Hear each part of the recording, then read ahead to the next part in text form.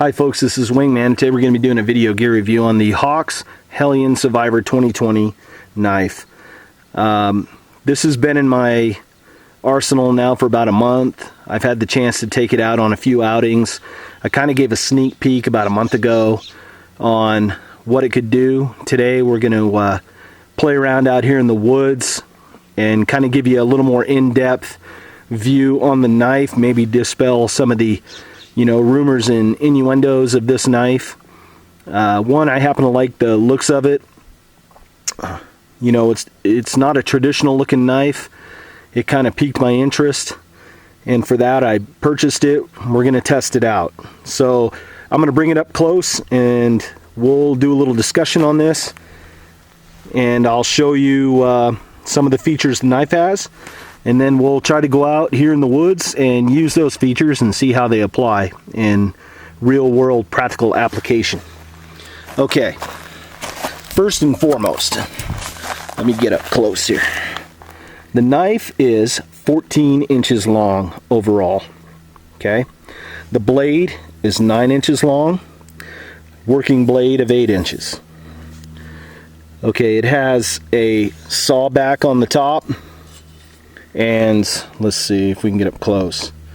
That is Tops, has kind of an offset saw. We're going to test it out on some wood here in a little bit and see how it works. It has a full tang, goes all the way through, 3/16 of an inch, and they're using 5160 spring steel, which is hardened to a Rockwell hardness setting between 56 and 58, so it's pretty tough.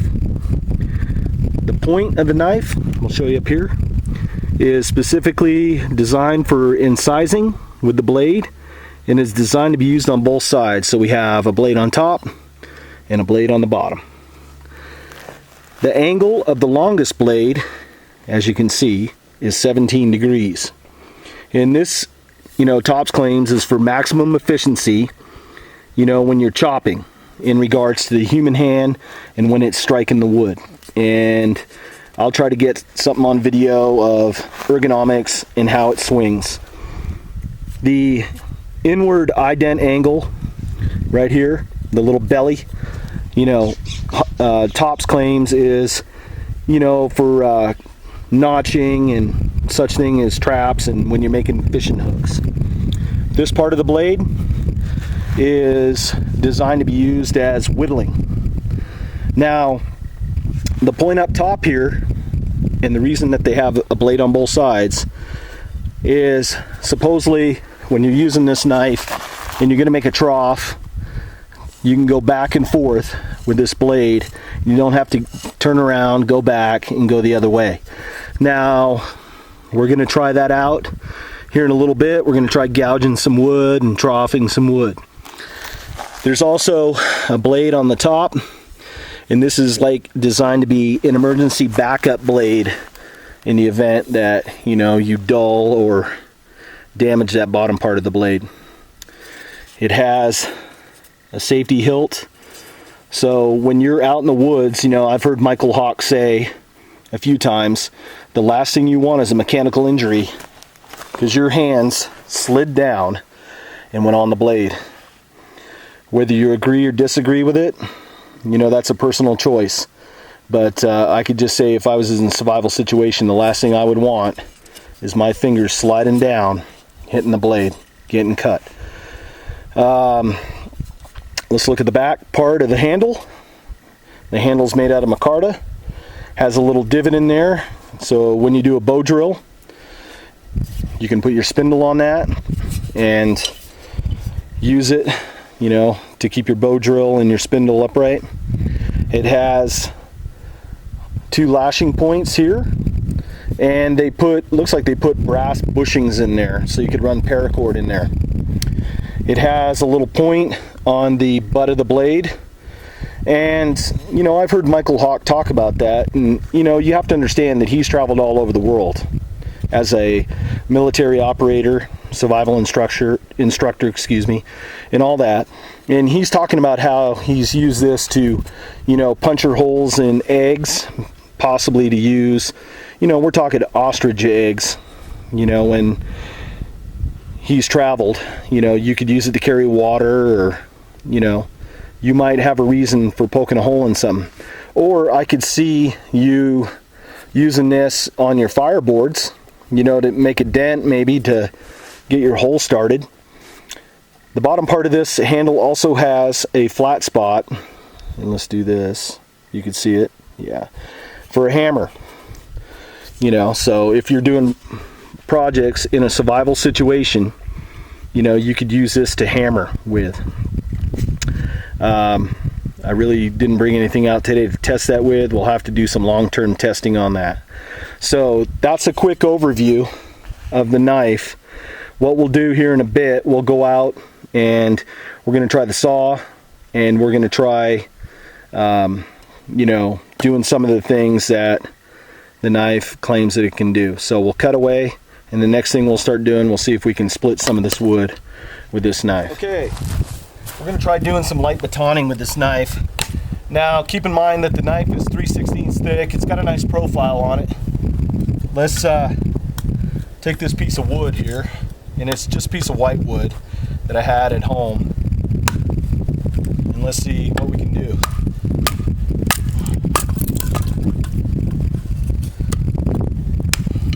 Knife has a good feel. I mean, the knife weighs in at about a little over 1.5 pounds. So there's some heft behind this knife. You know, let's try it some more. I mean, we're getting some good chops out of it. Let's try a bigger piece. Let's go right in the middle of this piece.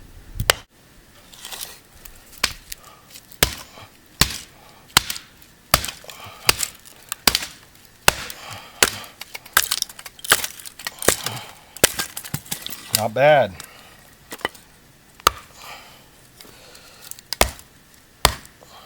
Yeah, I don't have a proper baton, but use what you have. All right.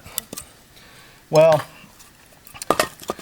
I feel pretty confident in this knife's ability to baton. Let's see how well it cuts. Remember, we talked about how it would whittle. So let's see.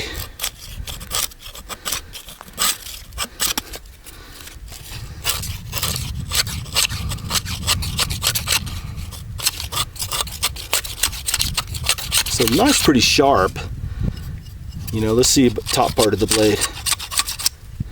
You know, a little notch. Let's see if we could use the notch here.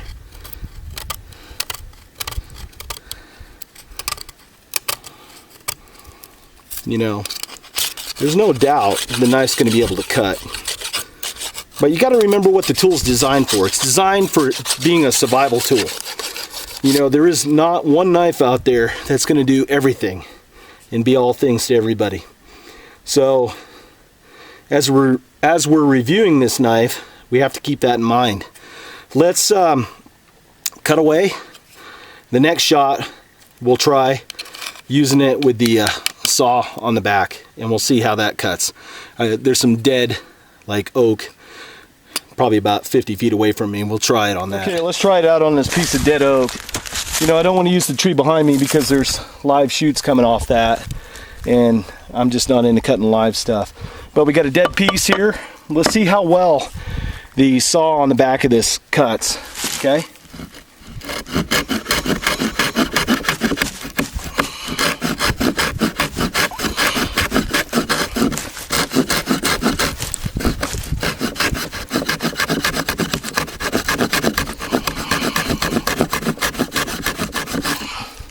Now, as you can see, that cut a pretty good trough in there. You know, and this is an old piece of dead oak. So I have confidence, you know, in a survival situation, you know, that I would be able to cut through, you know, branches with it. Now, granted, the saw blade on this is probably 3 inches long. So you would have to keep that in mind, you know, with what you're cutting. You know, look at how that is. Now that would probably work for that, you know, something like that. So the saw definitely in my opinion, would work in this situation. Now we need to find something that we can chop on. Let's go to the end of this.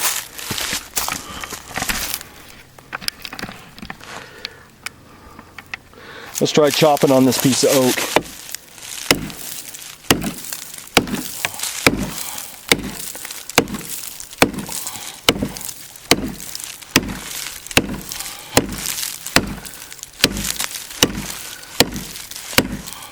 This stuff's pretty hard, I know that.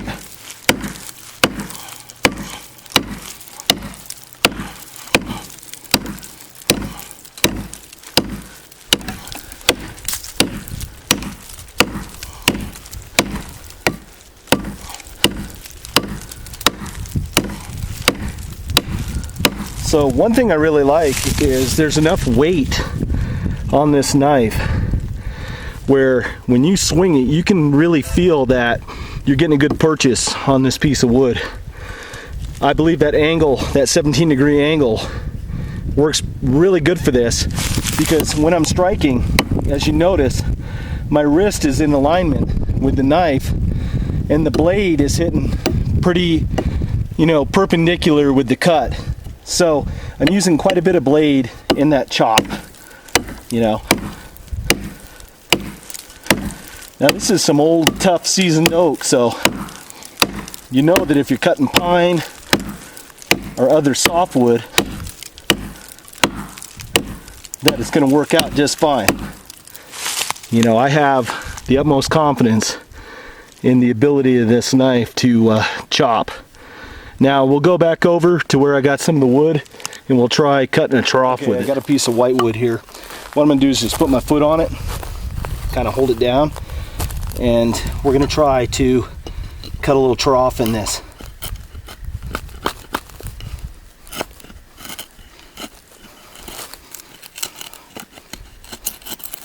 As you can see, having a blade on the top and the bottom, I mean, it works pretty good.